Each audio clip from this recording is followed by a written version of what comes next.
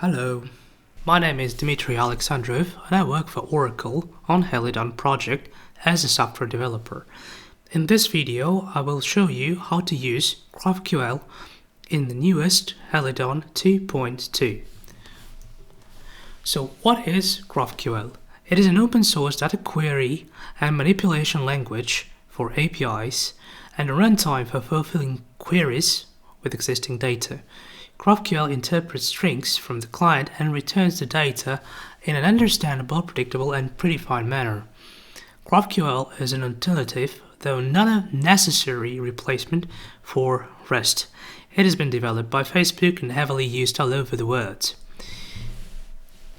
Helidon does support GraphQL via Microprofile GraphQL specification, which provides a code-first set of APIs that enable users to quickly develop portable GraphQL-based applications in Java. The main requirements to fulfill the specification is the ability to generate and make GraphQL schema available and execute queries minimum via HTTP. For this demo, we will try to create an application like a small task management system which fulfills the following schema. As you may probably see, we are able to query tasks, like find one task or find many tasks, and we will able to manipulate the data we have, like create new tasks, delete tasks, update tasks, and complete them. We also have a definition of what actually a task is and what is the structure of this task. So let us do it in Java. So I have prepared a small project for you, which is like nothing special.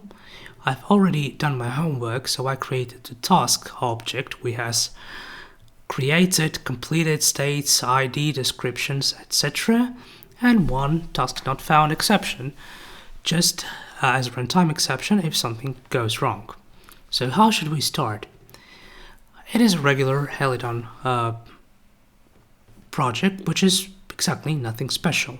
The only thing we have actually is a dependency for Microprofile here.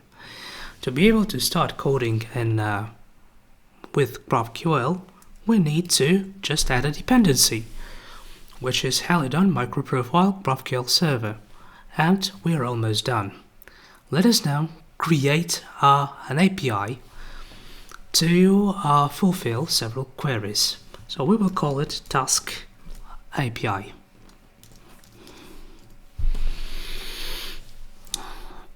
The next step we should decorate it with GraphQL API annotations and make it like application scoped.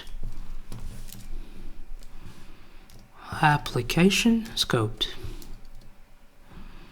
Yep, lovely. The first thing we should actually do is create a storage for our tasks. We will use a regular map for this, although you can play with everything you want, but regular map will be just enough. So we will have a string for ID, and we will have the task for it. Let us just add the dependency. We will call it tasks, and it will be just a new concurrent hash map. Nothing too much special. First thing we should do is a mutation to create a task. So if it's a mutation which is decorated with mutation annotation coming from the package we have added in POM, and we will make a description like create a task with given description. And now the function itself. So public task create task. We will have a named parameter which is description.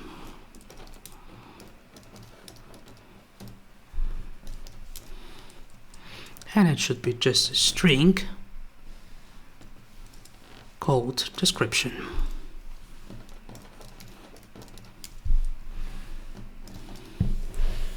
The next steps are quite straightforward, so we create a task, call it task,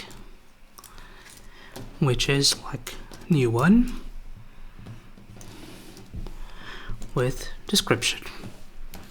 And then we just add it to the tasks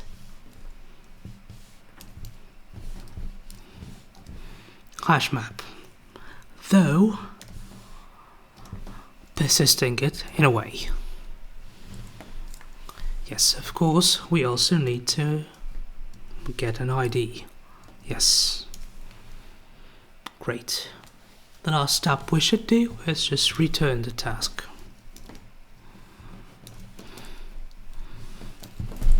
And basically this is almost it. This is our first mutation. Let us actually do our first query in a very same manner. So we just type in query, give it a description,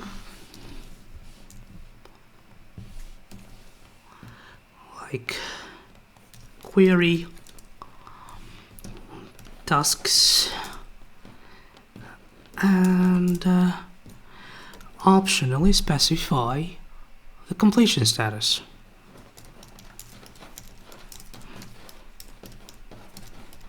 By the completion status. I hope I don't do some typos in here. So what we will do is a function to return a collection of tasks.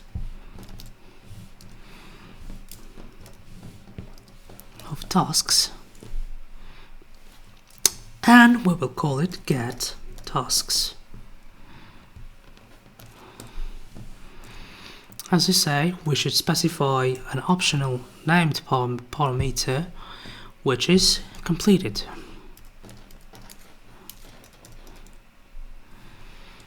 And it's just a boolean with the same name. Completed. Lovely. Let us return all the tasks which are completed or not, depending on the submitted query. So we will do it in a functional manner.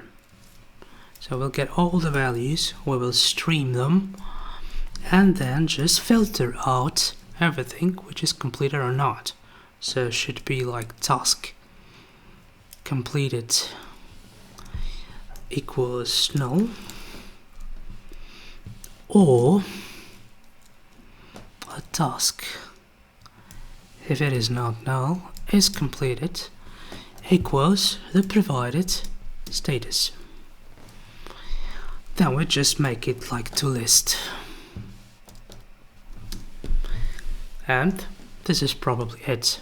We have another set of functions to query and mutate the data, but just to save your time, I did my homework and I will paste them in. So we have an update task value, delete completed tasks, or delete task.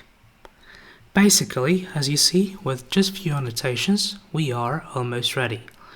Let us now Maven build or even package. So what we have done, fingers crossed, it's almost done. Great, absolutely great. Now, as we have our jar file ready, we can just run it. We can just jar minus jar what we have in target, which is like our examples, Microprofile GraphQL application, and I believe in less than a few seconds we will have our server running at port 7001. Let us first see if we have schema generated. That's why we will have curl which we take directly from our README file. Let's do it. And yes, we have mutations, we have query, and we have the description of the task itself. Wonderful. Let us try to do something in browser with it. For that, I have used so-called GraphQL application when we have several queries available. Okay, let us try to create a task. We have a task created. Let's do it again and again. Looks absolutely nice. Let's try to see if we have all the tasks available. As a result, we have 3 tasks. Let us try to complete one of the tasks. We will take its ID, write it down in our complete function, and run the complete task. As a result, we have a task completed. And if we type completed task, we will have the result. The very same way, we have the ability to delete the task. So we'll just copy the identifier and try to do the delete task. As a result, we have only 2 tasks available. As you may see, Helidon does provide a wonderful support of GraphQL in the Microprofile way of doing it, and it works perfectly out of the box, only with annotation, one dependency, and just with few annotations you will be able to create a full functional API. I hope you will find this useful. This is the end of part 1 actually, because in part 2 I will be demonstrating you how to create the very same application in an Helidon SE way. So stay tuned. Thank you very much and bye bye.